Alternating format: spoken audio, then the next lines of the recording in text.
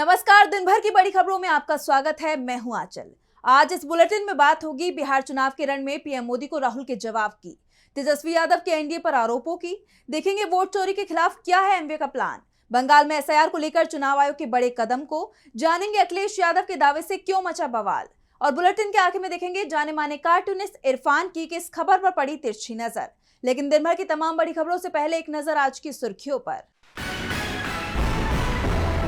आवारा कुत्तों के मामले में सुप्रीम कोर्ट ने बिहार के मुख्य सचिव को किया तलब। चीफ सेक्रेटरी को पेशी से छूट की मांग ठुकराई। कहा चुनाव आयोग की चिंता चुनाव आयोग कर लेगा, 3 नवंबर को होना होगा पेश। हिमाचल की संजौली मस्जिद को तोड़ने का आदेश। जिला अदालत ने नगर निगम शिमला की अदालत के फैसले को रखा बरकरार। मस्जिद का ढांचा अवैध करार, हाईकोर्ट जाएगा वक्फ बोर्ड। जम्मू कश्मीर विधानसभा में हंगामा। बाढ़ प्रभावित इलाकों पर चर्चा की मांग को लेकर एनसी बीजेपी विधायक आपस में भिड़े। विरोध करने वाले बीजेपी विधायकों को मार्शलों ने निकाला बाहर।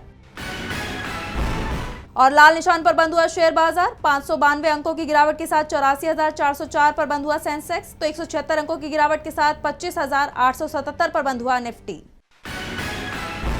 ये तो थी सुर्खियां। अब बात आज की सबसे बड़ी खबर की। बिहार विधानसभा चुनाव में आज प्रधानमंत्री नरेंद्र मोदी और कांग्रेस नेता राहुल गांधी आमने सामने आ गए। एक ही दिन दोनों ही दिग्गज नेताओं की रैलियां हुई। एक तरफ राहुल की रैली में जबरदस्त भीड़ जुट रही है, तो दूसरी तरफ पीएम मोदी की रैली से जो वीडियो सामने आ रही हैं, उससे एनडीए नेताओं के ही होश उड़े हुए हैं। तो प्रचार में कौन पड़ा भारी, जानने के लिए देखिए रिपोर्ट। राहुल गांधी के बिहार के चुनावी रण में उतरते ही बाजी पूरी तरह से पलटती दिख रही है। कांग्रेस नेता ने अब नीतीश कुमार के गढ़ नालंदा में बड़ी रैली कर एनडीए की चिंता को बढ़ा दिया है। राहुल ने नीतीश कुमार को मजबूर सीएम बताते हुए कहा कि उनका रिमोट पीएम मोदी के हाथ में है। बिहार को नीतीश नहीं चलाते हैं, सरकार अमित शाह मोदी चलाते हैं। पीएम मोदी पर हमला करते हुए कहा कि मोदी ट्रंप से डरते हैं। 50 बार अमेरिकी राष्ट्रपति ने बोला है, मैंने नरेंद्र मोदी को डराकर ऑपरेशन सिंदूर बंद कराया है। मोदी डरपोक हैं। इस मर्द से ज्यादा दम इंदिरा में था। मोदी ट्रंप को जवाब नहीं दे पा रही। वो महिला थी, इंदिरा गांधी जी महिला थी, मगर इस मर्द से ज्यादा दम उस महिला में थी। राहुल ने पीएम मोदी को डरपोक बताया। साथ ही यहां तक कह दिया कि वोट चोरी नहीं होती तो मोदी प्रधानमंत्री नहीं बन पाते। उन्होंने कहा वोट चोरी नहीं होती तो हिंदुस्तान में महागठबंधन की सरकार होती। महाराष्ट्र हरियाणा में वोट चोरी क्योंकि वो जनता की आवाज से डरते हैं। वोट चोरी कर बार बार चुनाव में जीते, अब संविधान को खत्म करने में लगे हुए हैं। राहुल गांधी ने मोदी और नीतीश कुमार पर निशाना साधा तो पीएम मोदी राहुल के आरोपों का जवाब नहीं दे पाए।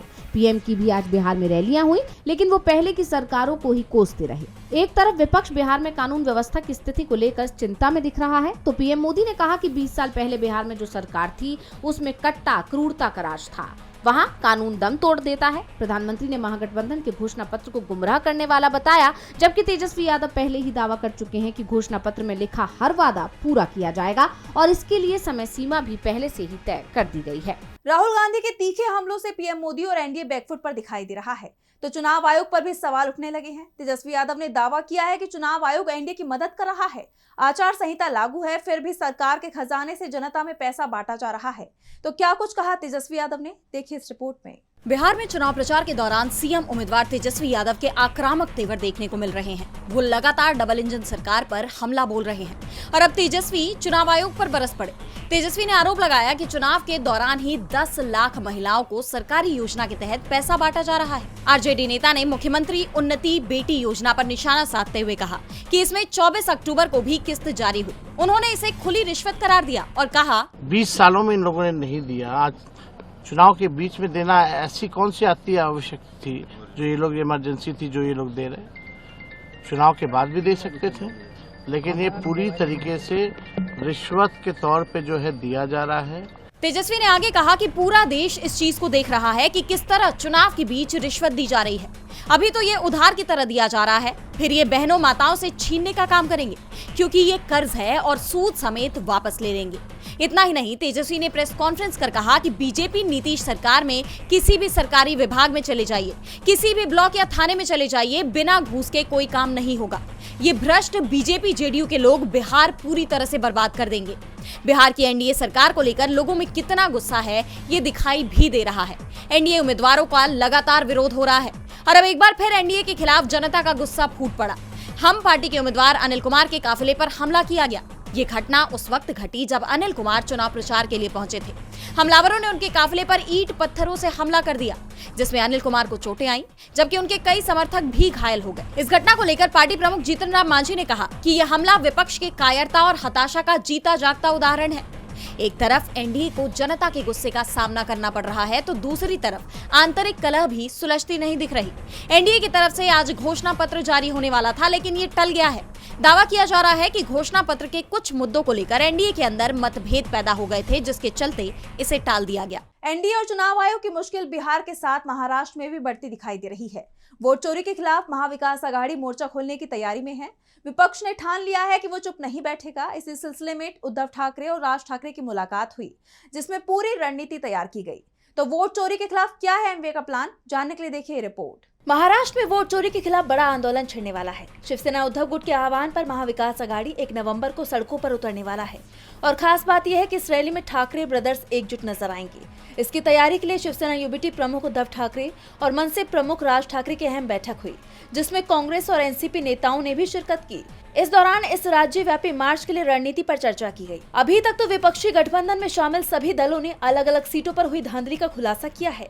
चुनाव आयोग और बीजेपी पर फर्जीवाड़े के आरोप लगाए हैं। राज ठाकरे ने चुनाव आयोग पर 96 लाख फर्जी वोटरों को मतदाता सूची में जोड़ने का आरोप लगाया है, तो शरद गुट के नेता रोहित पवार ने आधार कार्ड में फर्जीवाड़ा कर गलत नामों को वोटर लिस्ट में जोड़ने का दावा किया। उद्धव गुट के नेता आदित्य ठाकरे ने वर्ली सीट पर 16,000 से ज्यादा फर्जी मतदाताओं का भंडाफोड़ किया, तो लोकसभा में नेता विपक्ष राहुल गांधी ने राजूरा सीट पर हुए घोटाले का पर्दाफाश किया है। यानी सबने अपने अपने अंदाज में चुनाव आयोग और बीजेपी की पोल खोली। उनका आरोप है कि सत्तारूढ़ दल जानबूझकर फर्जी और डुप्लीकेट मतदाताओं को सूची में शामिल कर चुनावी लाभ लेने की साजिश रच रहा है। इन हालात में अब इस संयुक्त बैठक से विपक्षी गठबंधन में नई ऊर्जा आने की उम्मीद जताई जा रही है और महाराष्ट्र में स्थानीय निकाय चुनाव से पहले विपक्ष के इस एकजुट मार्च से सत्ताधारी गठबंधन महायुति और चुनाव आयोग के लिए मुश्किलें खड़ी हो सकती हैं। चुनाव आयोग के खिलाफ पूरे देश में मोर्चा खुलता दिख रहा है। उत्तर से लेकर दक्षिण तक चुनाव आयोग घिरा हुआ है। चुनाव आयोग के फैसले उस पर ही भारी पड़ रहे हैं। खास तौर पर जिस तरह से देश भर में एसआईआर करवाया जा रहा है, उसका जबरदस्त विरोध देखा जा रहा है। पश्चिम बंगाल में चुनाव आयोग ने हेल्पलाइन सेवा शुरू की है, लेकिन एसआईआर को लेकर सीएम ममता बनर्जी ने चुनाव आयोग और बीजेपी को सख्त चेतावनी दे दी है।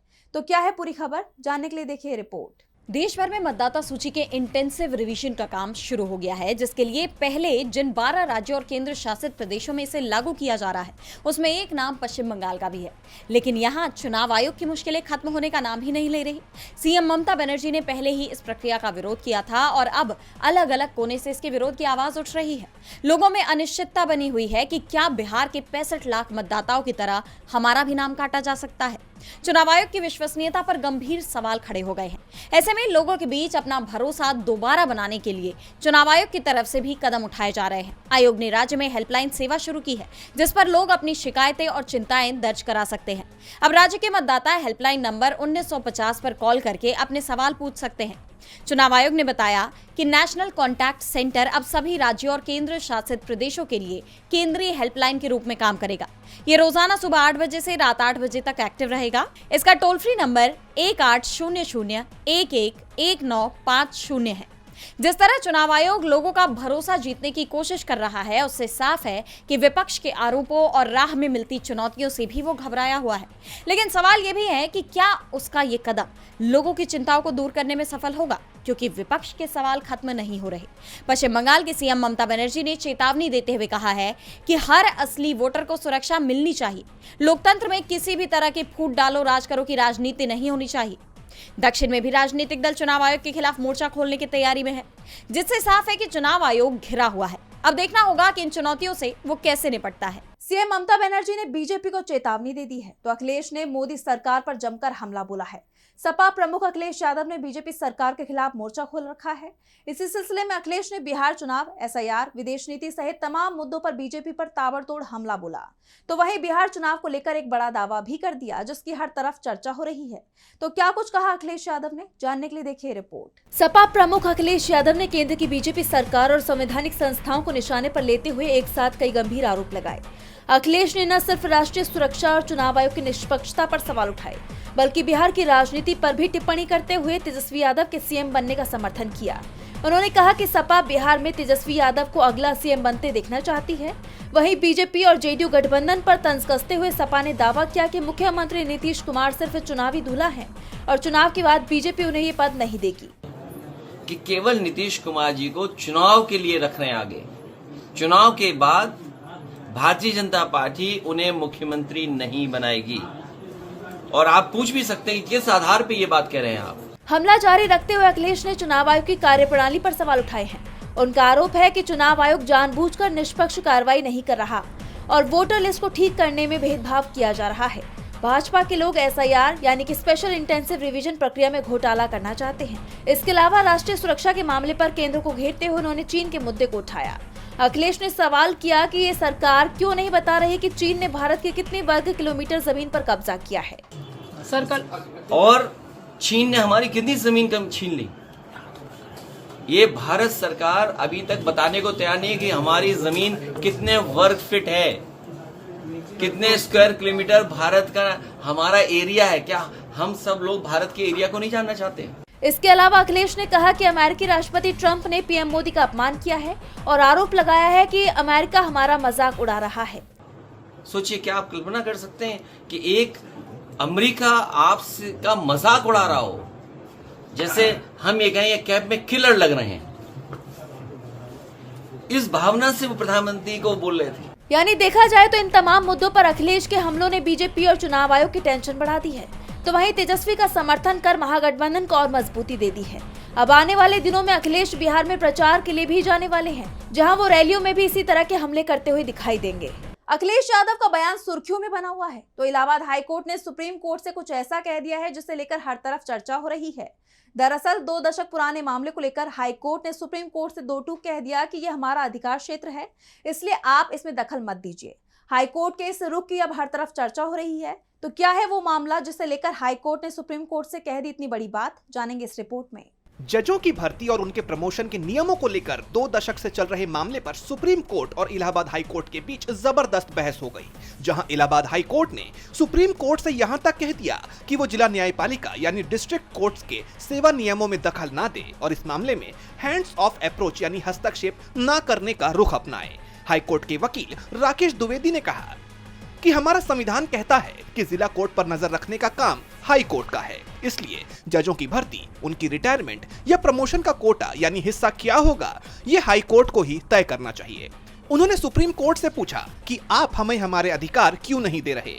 अब समय आ गया है कि हाई कोर्ट को कमजोर करने के बजाय मजबूत किया जाए। इस पर सुप्रीम कोर्ट की बेंच ने जवाब दिया कि हम आपके अधिकार छीनना नहीं चाहते, हम तो बस ये देख रहे हैं कि पूरे देश के जजों के प्रमोशन के लिए कुछ एक जैसे नियम यानी कॉमन गाइडलाइंस बनाई जा सकती हैं या नहीं। दरअसल जजों का प्रमोशन 3 तरह से होता है। पहला, पुराने जजों की सीनियरिटी से यानी कि जैसे पहले से होता आ रहा है। दूसरा, सीधे नए जजों की भर्ती। और तीसरा, परीक्षा देकर प्रमोशन।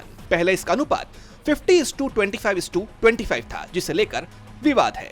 वहीं इस दौरान पंजाब और हरियाणा हाई कोर्ट के वकील ने कहा कि हमारे यहाँ सिस्टम अच्छे से काम कर रहा है, हमें किसी नए अनुपात या नियम की जरूरत नहीं है। केरल, बिहार और दिल्ली के वकीलों ने भी कहा कि नियम नहीं बदलने चाहिए। इसके आखिर में इलाहाबाद हाई कोर्ट के वकील राकेश द्विवेदी ने फिर कहा कि सुप्रीम कोर्ट को तभी दखल देना चाहिए जब कोई कोर्ट सिस्टम पूरी तरह से खराब हो जाए। हर राज्य की जरूरतें अलग होती हैं, इसलिए नियम बनाने का फैसला सिर्फ उस राज्य के हाई कोर्ट को लेने दीजिए। यानी देखा जाए तो इस मामले पर इलाहाबाद हाई कोर्ट ने सुप्रीम कोर्ट से दखल न देने की बात कहकर हर तरफ चर्चा तेज कर दी है। अधिकार क्षेत्र को लेकर बहस छिड़ी हुई है, तो विवादों में लेबर कोड भी आता दिख रहा है। मोदी सरकार की न्यू लेबर पॉलिसी के ड्राफ्ट में मनुस्मृति का जिक्र किया गया है। कांग्रेस ने इस कदम के लिए मोदी सरकार पर निशाना साधा है, तो वहीं इसे संविधान पर हमला तक बता दिया। तो क्या लिखा है इस ड्राफ्ट में जिसे लेकर मच गया है बवाल, जानेंगे इस रिपोर्ट में। देश की राजनीति में एक बार फिर मनुस्मृति को लेकर बहस तेज हो गई है। केंद्र सरकार की तरफ से तैयार की गई न्यू लेबर पॉलिसी 2025 के ड्राफ्ट ने एक नया राजनीतिक विवाद खड़ा कर दिया है। इस ड्राफ्ट में न सिर्फ श्रम यानी लेबर की अहमियत को भारतीय धार्मिक कर्तव्य के रूप में बताया गया है, बल्कि इसमें मनुस्मृति का भी जिक्र किया गया है, जिसे लेकर अब विवाद खड़ा हो गया है। ड्राफ्ट में कहा गया है कि श्रम के बारे में भारत की समझ आर्थिक आयाम से कहीं ज्यादा है। ये सामाजिक सद्भाव और सामूहिक समृद्धि बनाए रखने वाला एक पवित्र और नैतिक कर्तव्य है। ड्राफ्ट ने मनुस्मृति, याज्ञवल्क्य स्मृति, नारद स्मृति, शुक्र नीति और अर्थशास्त्र जैसे ग्रंथों का हवाला दिया है। ड्राफ्ट के मुताबिक इन ग्रंथों में राज धर्म की अवधारणा के तहत न्याय, उचित मजदूरी और श्रमिकों के शोषण से बचाव जैसे कर्तव्यों पर जोर दिया गया था। दरअसल ड्राफ्ट में साफ लिखा गया है कि मनुस्मृति ने ही आधुनिक श्रम कानून के उदय से सदियों पहले भारत के सभ्यतागत ताने बाने में श्रम शासन का नैतिक आधार स्थापित किया था। लेकिन इन सब के बीच मनुस्मृति को लेकर पुराना विवाद, जिसमें उस पर जाति भेद और भेदभाव को बढ़ावा देने के आरोप लगते रहे हैं, एक बार फिर गर्मा गया है। अब इस ड्राफ्ट को लेकर विपक्ष सरकार पर हमलावर हो गया है। कांग्रेस नेता जयराम रमेश ने इसे लेकर लिखा है कि मनुस्मृति के सिद्धांतों की ओर ये वापसी आरएसएस की सबसे प्रिय परंपराओं के अनुरूप है। आखिरकार संविधान के अपनाए जाने के तुरंत बाद आरएसएस ने इस आधार पर संविधान पर हमला किया था कि भारतीय संविधान मनुस्मृति में निहित मनु के आदर्शों और मूल्यों से प्रेरणा नहीं लेता है। यानी कांग्रेस का कहना है कि लेबर ड्राफ्ट में मनुस्मृति का जिक्र साफ दिखाता है कि सरकार के मूल्य क्या हैं और वो कैसा समाज बनाना चाहती है। माना जा रहा है कि ये ड्राफ्ट सिर्फ लेबर पॉलिसी तक सीमित न रहकर आने वाले दिनों में बड़ी राजनीतिक और सामाजिक बहस की वजह भी बन सकता है। और बुलेटिन के आखिर में देखेंगे जाने माने कार्टूनिस्ट इरफान की किस खबर पर पड़ी तिरछी नजर।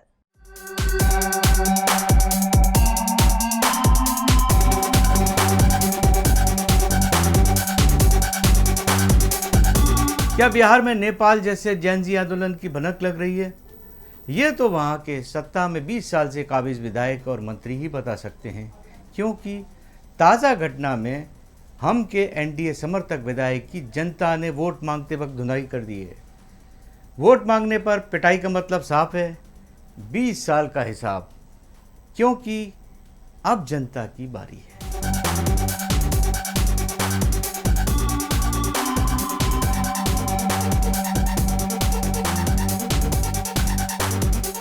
बहुत बहुत शुक्रिया इरफान जी। तो आज इस बुलेटिन में बस इतना ही। आप देखते रहिए डीबी लाइव। नमस्कार।